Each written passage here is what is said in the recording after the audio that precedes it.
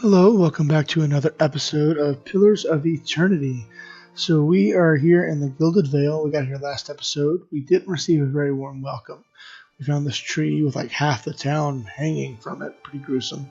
And then we found out Lord, I think his name was Raedric, had a stillborn son, or hollowborn as they're calling it, a child with no soul.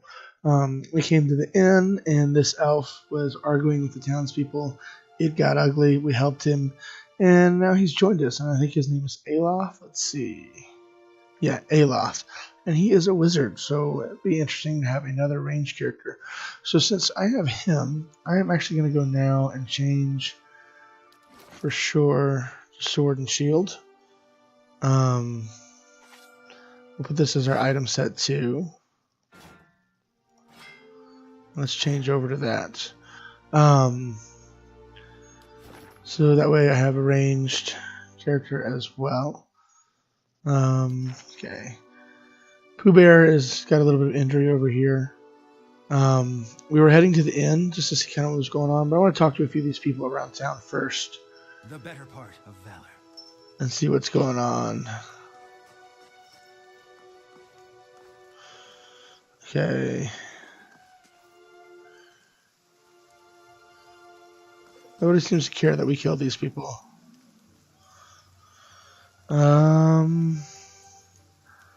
So let's go in the inn. Does Pooh Bear get to come in the inn? Let's hope so. Okay. So if nobody owns this place, how does it stay open? Is there anything to... or sticky with spills that no one has bothered to clean? There's that bartender, but yet nobody's paying them. Or they just pocket all the money or something? I don't know. Let's go see what's going on here. Pasca is her name. Hello, welcome to the innkeeper looks up. Oh, it's you, Tinfrith told us what you did for him. Such relief to have him back. I can't thank you enough. Okay, so Tinfrith is the cook that we saved a few episodes back. Consider yourself a favorite of the house. Discounts on drinks, rooms. Tinfrith said he wanted to whip up something nice for you. He's already back to work in the kitchen. She laughs. So what would you like? Let's see. A room, reliable help, Blackhound. What do they have for sale first off? Let's see. I'm sure you'll find something to your liking. We have the finest cook in Deerwood. Wow, okay, we gained a lot of experience right there.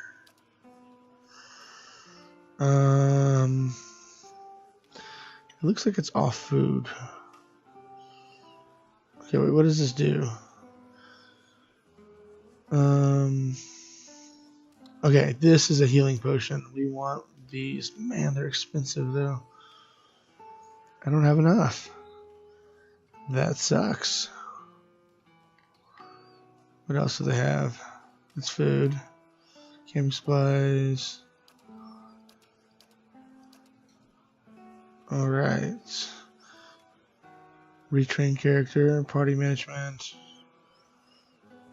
Recruit adventurers. Okay, let's go back and do the dialogue option for this though. Hello. Okay, anyone looking for work? Oh well, I wouldn't say I can speak from experience, but we do have a certain sorts coming by looking for work from time to time. If you want to hire someone on, I'd be happy to send them your way. Let's see who you have to work with. A level 1 adventurer, 250 iron, 1 copper, be short. Okay, let's get a room. Oh, okay, this costs money too. Inns allow characters to rest without using camping supplies. Cheap rooms are usually available, but if you have copper to spend, you may consider the more expensive options. The bonuses they provide last for a long time and affect the entire party.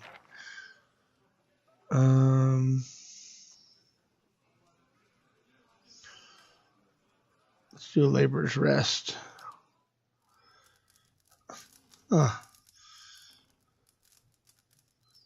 Okay, so this is going to raise our mechanics a little bit. I haven't had to use mechanics yet, but... Alright, your sleep is restless and fevered, assaulted by hisses and whispers, blanketed with a suffocating anxiety. You open your eyes to awaken and find yourself in front of the Gilded Vale's gallows tree, the creaking of its ropes growing louder in your mind until the sound is deafening. That is a terrifying dream. Hanging from the tree is an old dwarf woman whose face is shriveled inward like moldering fruit. Her head hangs limply to one side. As you look at her, she looms larger and larger in your mind until she is mere inches from your face. Suddenly, her head snaps up, her eyes open, and they are empty, and behind them is a vast nothingness that makes your stomach drop. Her mouth slowly parts, and a gust of rancid air. She speaks a word. Watch her. It's a pretty cool picture there. You jolt awake. The foul smell of the dwarf woman's breast is permeating your nostrils. Sweat runs down your face, and thick droplets of your skin soaked. You remember the woman. You remember seeing her decaying face when you spoke with the magistrate. He called her an animancer. Though it fills you with a new queasy apprehension, you feel a strange compulsion to see this woman once more, if only to confirm she is truly dead. Okay, so we gotta go check on her. Let's grab everybody in the party and see what else there is around here first. Some kind of brown slop is congealing in these dishes. It smells burnt. Whoa. Okay, in the barrel, there's grain and milk. Oh wow, milk does a lot. Let's take the milk. Yeah. Okay.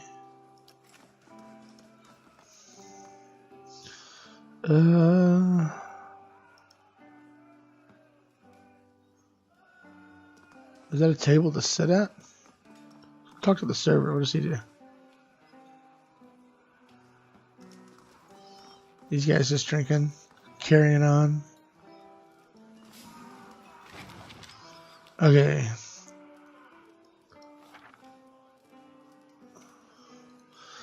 Let's see. Commander and Forge Master. Oh, by the way, this is the development of Crucible Knight Part 2 Senior Ranks. So we haven't read Part 1, so here we go. Commander and Forge Master.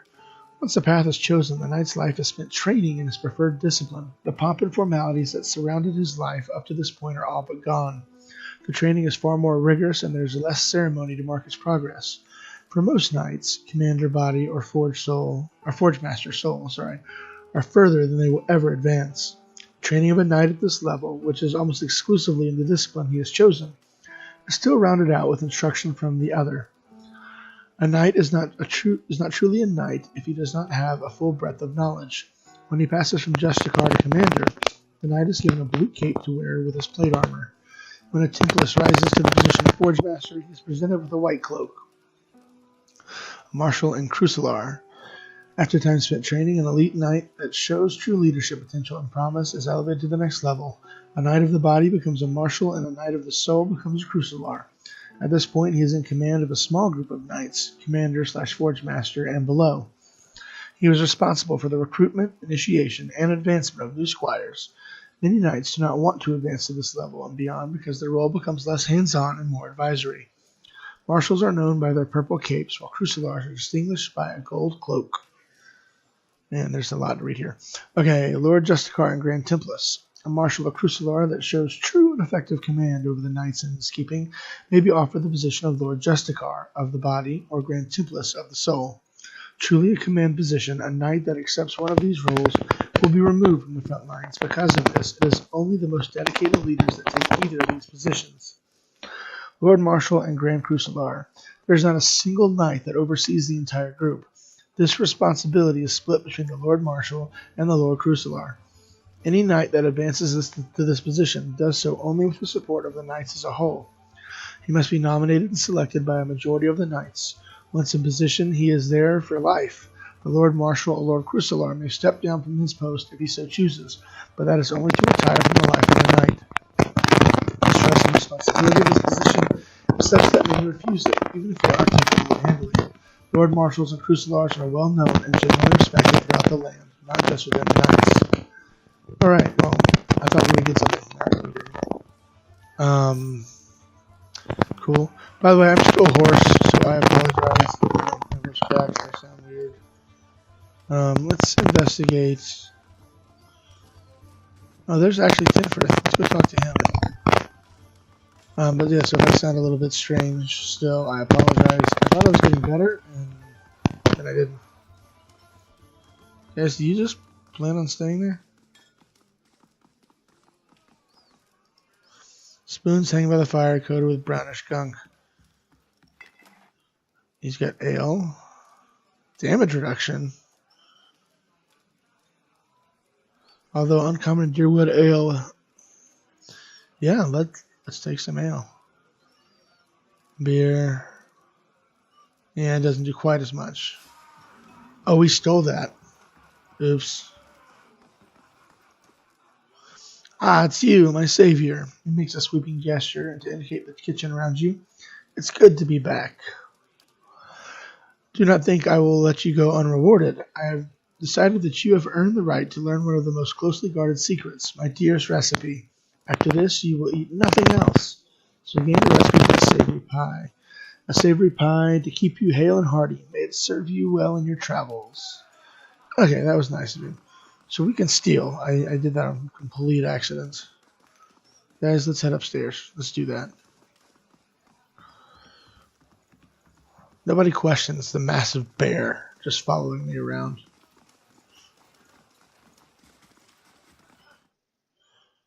Okay, so let's see what we got going on upstairs.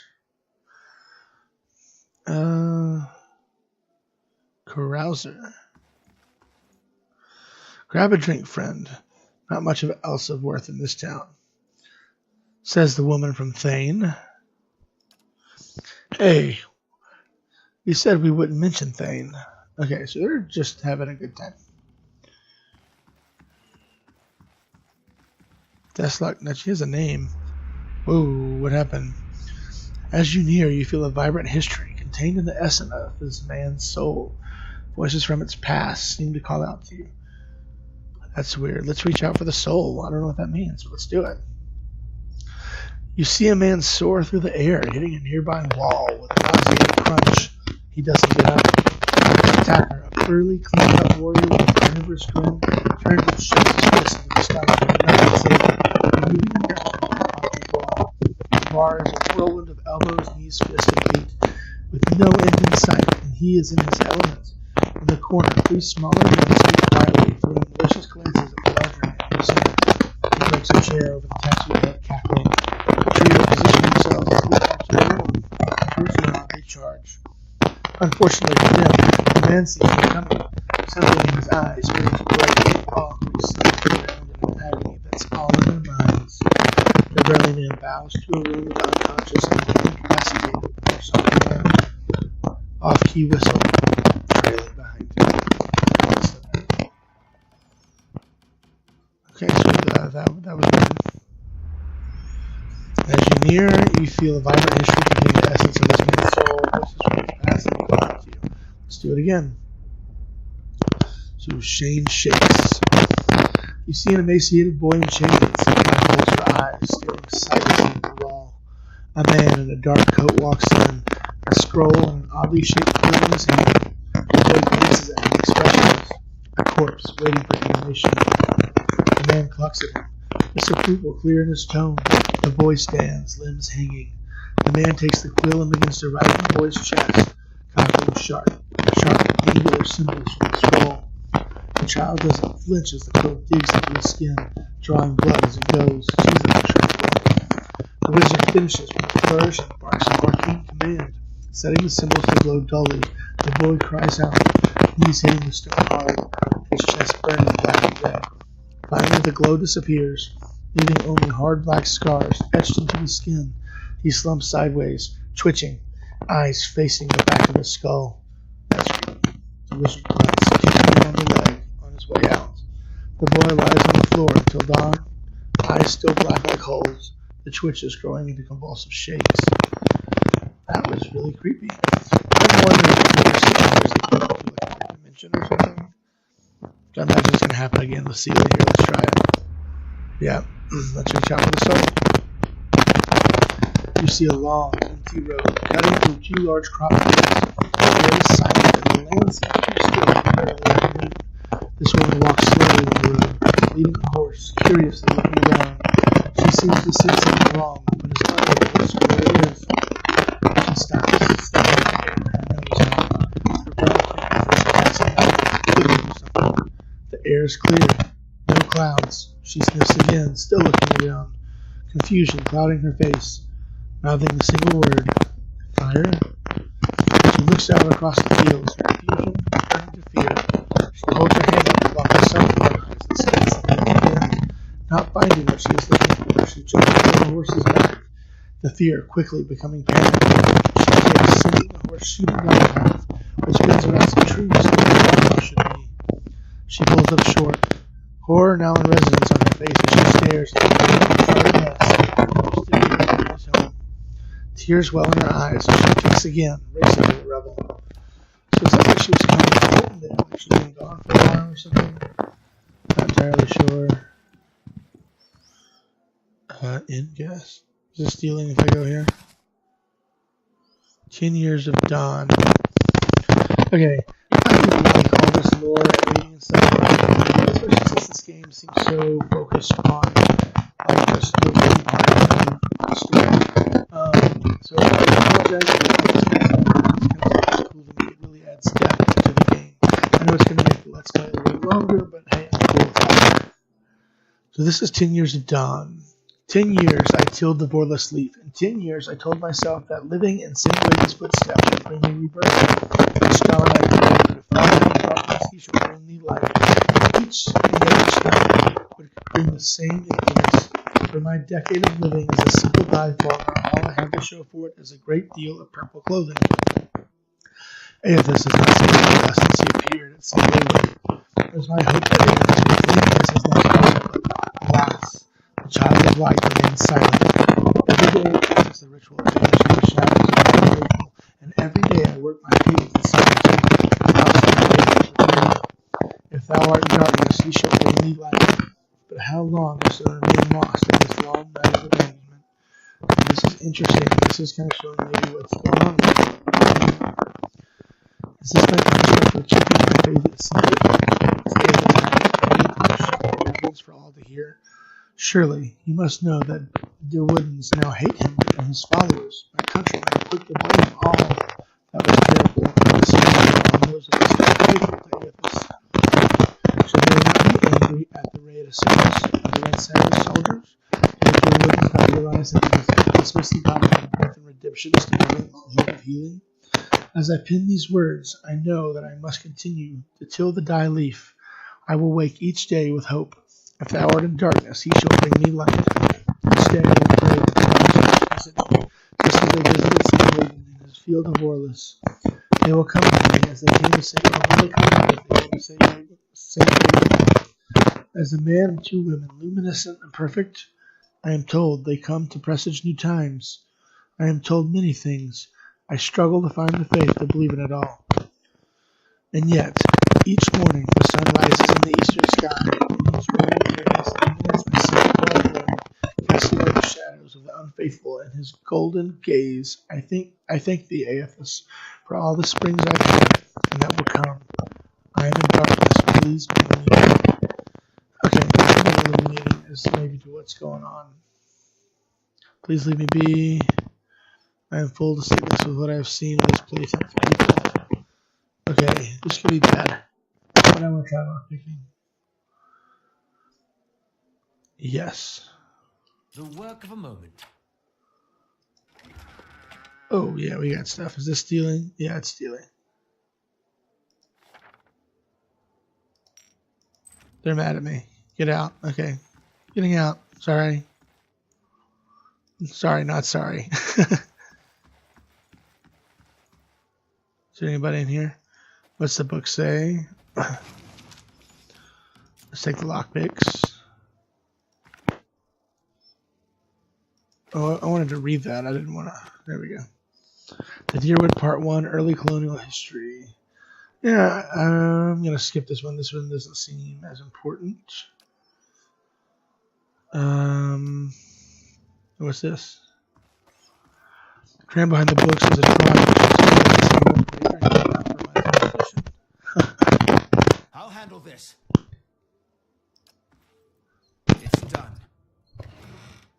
we have? A rapier. I'll take that. Light armor, no. A duelist hat. Yeah, I don't care.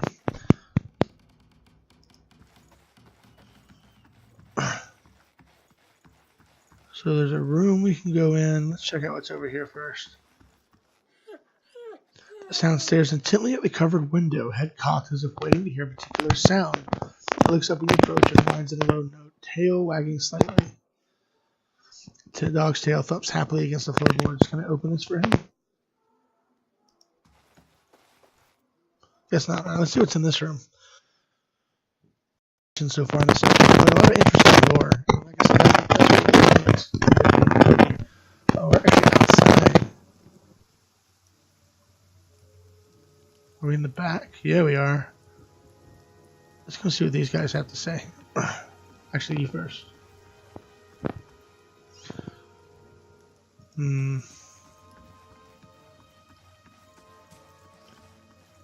That's not the pistol. That's funny. So they don't really have anything to add. Okay, so let's go back. Well, we're outside. I think we've explored most house. Let's go back to the tree. Because we're supposed to be looking at this one dwarf.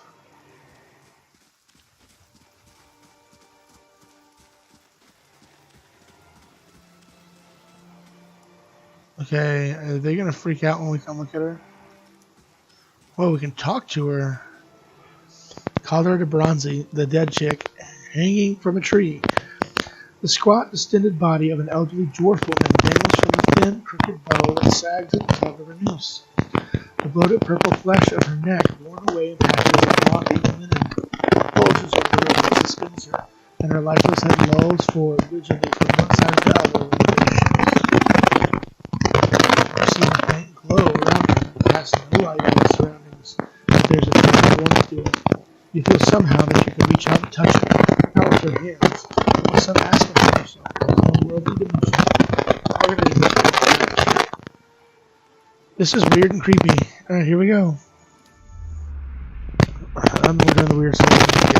Okay, take a deep breath, feeling your mind, focusing on your objective. As you exhale, you feel yourself spreading out toward the hanging woman, perceiving all that lies between you and her with new, unfamiliar awareness. Once you've expanded enough to reach her, there's a sudden jolt to your mind, a ringing electrical surge of images and words and sounds. So she gave us a nightmare, and now we're going to go talk to her. Involuntarily, you shut your eyes and feel yourself floating around the center of your consciousness in a space occupied only by you and the hanging woman. And when you open them again, she is staring at you with her eyes gleaming in the fog. Her body still swaying in the wind. The woman slowly gets a nod of her head, the rope creaking as she does. She smiles at you. Have you come here for or have you gotten lost? It is both, I think. Yes? Creepy. How are you able to speak to me? Is that what we're doing?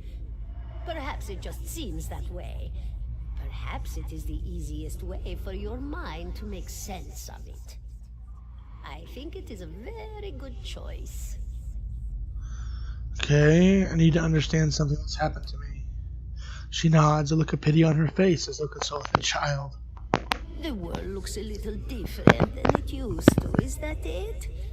Feels like you're noticing things for the first time that have always been there.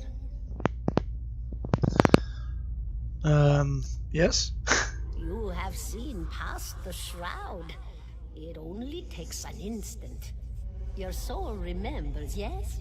Remembers how it sees when it leaves the body, like being reminded of a dream you had forgotten. You are a watcher now, and a watcher you will stay. What's a watcher? What indeed? Long hours have many animancers spent studying such things. Not I, though. Not I. I'll tell you what I know, though, since fair is fair.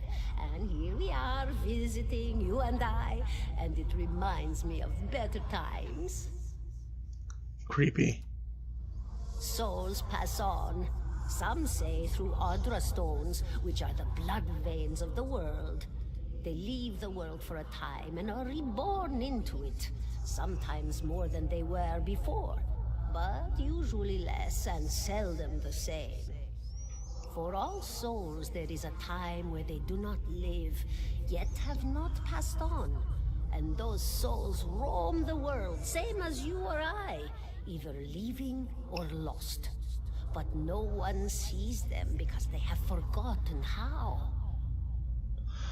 Alright, still creepy. A watcher sees, though, knows what to look for. And sometimes they know a person just by looking at them, know where they've been in ages past when their bodies were other bodies. See memories even their owner can't recall. A wonder to behold when all goes well. A wonder. Okay, so I think that's what happened earlier when we were talking to those guys. We were seeing their past life, I guess? What do you mean all goes well? Oh, nothing to be afraid of, I'm sure. It's just much to take in for some. Sometimes there's trouble sleeping or other difficulties. She smiles at you reassuringly, fanning out a tuft of long whiskers that sprout from one of her cheeks. You should see old Merwald. He could tell you much more than I. A watcher just like you. Helped many in his day. Took up in an old keep no one would claim. Not far, not far. Kanua, beyond the Black Meadow. He will welcome the company. Alright, let's see about the Baywik and see how I survived. Did you now, dear? My, that would be something, wouldn't it? Could be luck, could certainly be. A storm can be a careless thing. So she knows nothing helpful. Or maybe it got its hands around your soul but couldn't pick it up. A soul can be heavy if it stayed in one piece through its time. Strong souls, we call them in the trade. Cold, I mean. Called them. Those days are all behind me, no? Okay, you said souls break apart over time? Oh, yes. Entropy. Rimagan's work. We know little of why or how. We lose pieces of ourselves when we die and pick up pieces of others when we are born again. But less than what we lost. We tried to stop it with the animantic sciences, but with little success. Alright, that makes sense. If I remember correctly, entropy is a type of chemical reaction and where heat is given off or lost at the end of or in the happening of the reaction. So I guess it's saying in the transfer of souls, a little bit of it can be lost. A very small few resist Rimergan's influence and stay together through some force of defiance, at least for a time. But they all succumb eventually, I think. And she clicks her tongue. Okay. Let's ask about her. I want to know something about you. Me? I'll bore you to tears, though. Okay. Wow, this is a long thing. Who are you? And here I thought you'd come to visit me in particular. Caldara de Baranzi of the Valian Royal Academy of Animantic Sciences. Not the greatest of their number, but I came here all the same because this was where help was needed. Okay, so what happened? She laughs, a rasping, choked cackle escaping between rows of buttery yellow teeth, causing her body to bob up and down with each spasm. Seeing your blank expression, she catches herself. Oh, come now. Such a question. As though the answer were plain as a rope tied for strangling. Allow an old dwarf her last bit of cheer. Well, I came where I was needed, didn't I? Offered my services to Lord Radric for a pittance. A humble pittance. I was to examine the Lord's wife, see why the gods have seen fit to poison her womb. Studied her for months, looked high and low for impurities, tested her valence, the permeability of her essence. Do you know what I found? Oh, this may pay off in conversation. Okay, let's see. Nope, Nothing at never all. mind. A healthy woman, head to toe, blessed with a beautiful soul. Such a sweet woman, too. Meek, but warm-hearted. A few months' time, and the lord of the house demanded answers. For a time, I told him what he wanted to hear. Oh, yes, my lord. She is riddled with imbalances. I must have time to cure her. As the birth drew near, he grew impatient, as lords do. And this is where I've ended up. Alright, so what is an animancer? A student of the soul. Something so basic, yet so poorly understood. But so many breakthroughs have been made in my lifetime. Had been made. Had been. To hear the locals tell it, we're a gang of soul manglers that preys upon the weak-minded. And the worst of us are. Ah, so there are some bad animancers out there. But the best of us? The best? Inspirations. Miracle workers. My parents were soul twins. Miserable before they met, empty inside. It was an animancer who helped one find the other. Turned their lives around. You wouldn't believe the stories. Amnesiacs helped to remember their lives. The suicidal brought back from the brink of oblivion. The elderly afforded extra moments to say their goodbyes. How soon we forget when we're afraid. It's a fascinating science. A fascinating time to be alive in a place like Deerwood that does not control the research, no? I love the Valian Republics for many things, but their recent caution will leave them behind, I fear. Alright, other questions? Of course, dear. That's really it. Goodbye, my dear. It was lovely visiting. Kadara closes her eyes and her head slumps forward over the noose. Your surroundings seem to bleed into your vision from some unknown place of waiting. I was trying Crucible of the Soul. What is that? Loth looks at you through narrowed eyes. Are you alright? You seemed lost just now. I don't know if I really trust Aloth yet, though. He just joined us. Yes, I'm fine. He holds his arms. That's good to know, but I don't suppose you could tell me what that was all about? Okay, so I have to tell him. I'm a watcher. His arched eyebrows recede to his hood. Well, that is interesting. He gives you a sly grin, and I expect that explains how you survived the bivouac. In any case, I appreciate your honesty since we're traveling together. It's probably wise for us to share these things. Do you know anything about the Watchers? Only that they're rare. They seem to have unique insights into certain soul conditions. He coughs, as you just demonstrated. Let's continue on. Okay, I was worried about the magistrate there being interested in what just happened. But, cool. Alright, well, we're going to stop here. There's a lot that just went on in this episode, lore-wise, and I guess plot-wise, too. So we figured out like what we are. So I'm interested to see what happens. We'll search out that other animancer, see what he can do for us. But first, I want to keep exploring the town and see what there is here. Maybe we can go try the temple again now that we've got Aloth with us. So thanks for tuning in, guys. Make sure to hit the like button. It helps me out. Appreciate it. And I'll see y'all next time. Bye.